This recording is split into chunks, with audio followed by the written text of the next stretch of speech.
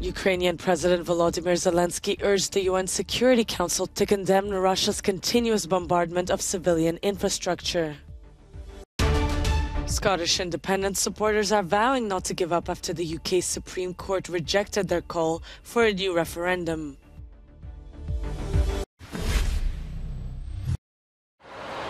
Ukrainian President Volodymyr Zelensky has called on the UN Security Council to pressure Russia into ceasing its airstrikes targeting his country's critical infrastructure. It follows Russia's latest attack on Ukraine's battered energy grid, robbing millions of power and water. Civilians have also died in these missile strikes.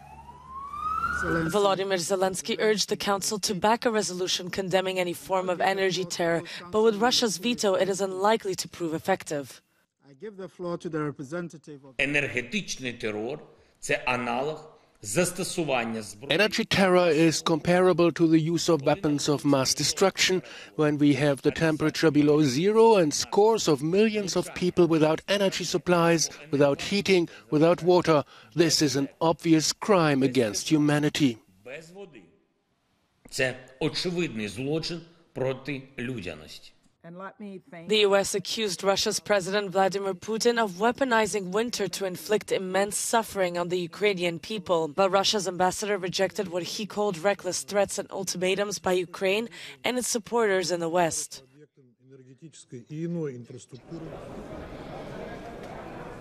Meanwhile, the EU's parliament has responded to the plight of Ukrainians. Its president, Roberta Metsola, has launched a Generators of Hope initiative. The campaign calls on European cities to donate power generators and transformers to help Ukrainians get through the harsh winter ahead. Ukrainian officials believe Vladimir Putin is hoping the misery of power cuts and unheated and unlit homes will lower support for continuing the war. A sophisticated system designed to crush public protest. Those are the words from human rights group Amnesty International. It says freedom of expression in Russia is under attack. A new report found things have worsened since President Vladimir Putin's return to power in 2012. The media is not the only target, according to these findings. Citizens and organisations are also repressed. The situation continues to deteriorate, notably around the poisoning and imprisonment of opposition figure Alexei Navalny. Navalny was seen by the Kremlin as a dangerous individual for them, who could potentially lead, discontent, potentially lead a protest that would challenge the government policies and practices and the laws. So hence the interest in him being, isolated, essentially. Since Russia's war in Ukraine, controlling information has been essential for the Russian regime. Amnesty says the exclusion of independent media and human rights observers means the government can almost fully control the narrative. Over the past several years, the Russian authorities have set up a legislative system which restricts freedom of expression.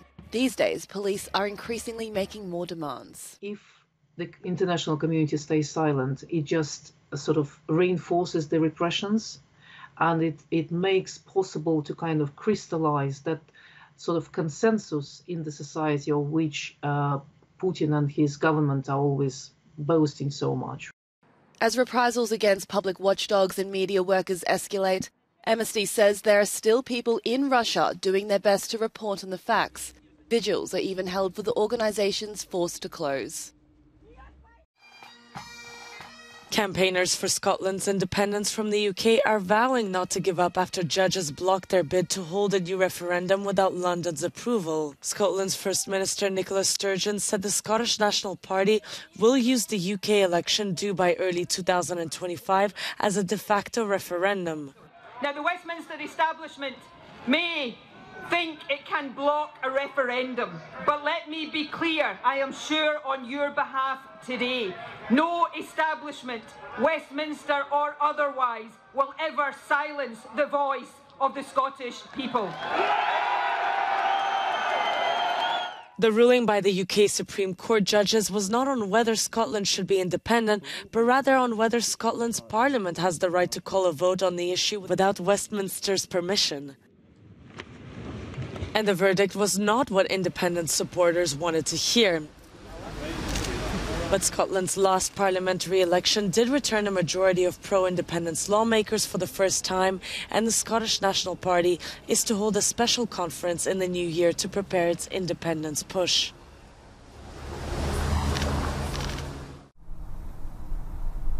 A Walmart supermarket manager in Virginia pulled out a gun during a routine employee meeting and killed 6 people before turning the weapon on himself. 6 more people were injured.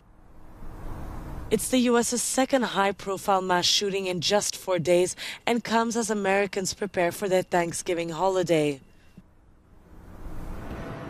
As U.S. President Joe Biden left for his own family break, he sent his condolences to the families of the victims of yet another shooting. He tweeted, "Jill and I grieve for the families in Chesapeake and for Virginia, which suffered a terrible shooting earlier this month. We mourn for those who will have empty seats at their Thanksgiving table because of these tragic events. We must take greater action."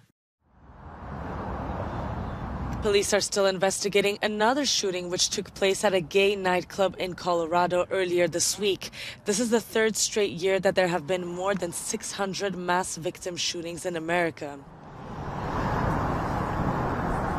So far, the motive for the Walmart shooting in Virginia is still unknown. Last June, President Biden signed a landmark gun control bill into law. Today, he said it's clearly not enough.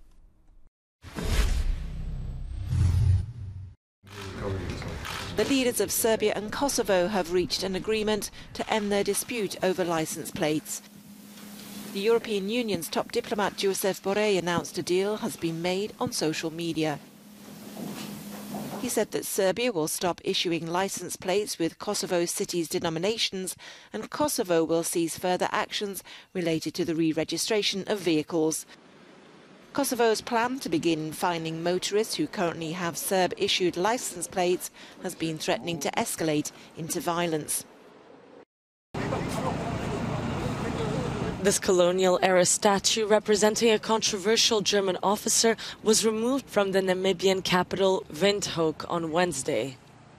The 2.4-meter bronze statue of Kurt von Francois, which was unveiled in 1965, was seen as a symbol of colonial oppression in the African nation. Germany colonized Namibia from 1884 to 1915. Between 1904 and 1908, German settlers killed tens of thousands of indigenous Herero and Nama people in what historians have called the 20th century's first genocide.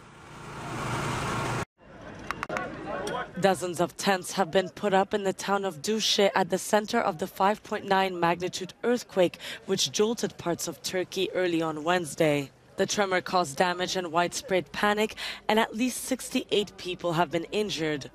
The tents were welcomed by those camping outdoors, too afraid to return to their homes.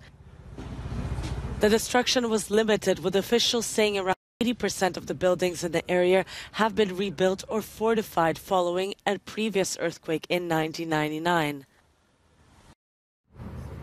48 hours after parting ways with Manchester United, Cristiano Ronaldo will be looking to hand Portugal a winning start as they take on Ghana in the World Cup Group H opener on Thursday. The sides previously met in the 2014 edition, with the 5-time Ballon d'Or winner scoring the winning goal. Elsewhere, Uruguay, who boast veteran attackers Luis Suarez and Edinson Cavani, will be firm favourites when they lock horns with South Korea in Group H. Uruguay also boasts a supporting cast of promising young players led by Federico Valverde of Real Madrid. The Koreans reached the semi-finals of the 2002 World Cup, but have failed to get beyond the group stage at their last 2 attempts. Our reporter Sam Ashu has more from Doha. The Brazilians are in town. Chiche's side kick off their World Cup campaign here at the Lusail Stadium later this evening against Serbia. And as always, it's a Brazil squad littered with stars, from the likes of Thiago Silva to Vinicius Jr. and of course the mercurial Neymar. As for Serbia, well, they've included Aleksandar Mitrovic in their squad despite him picking up an ankle injury. He'll be hoping to play some part in this FIFA World Cup. The other game in Group G sees Cameroon take on Switzerland at the Al Janoub Stadium. Of course, we've already had one shock here at the Lusail Stadium in terms of a South American side. Brazil will be hoping that they can turn on the Samba style right from the very start. Sam Ashu for Euronews in Doha.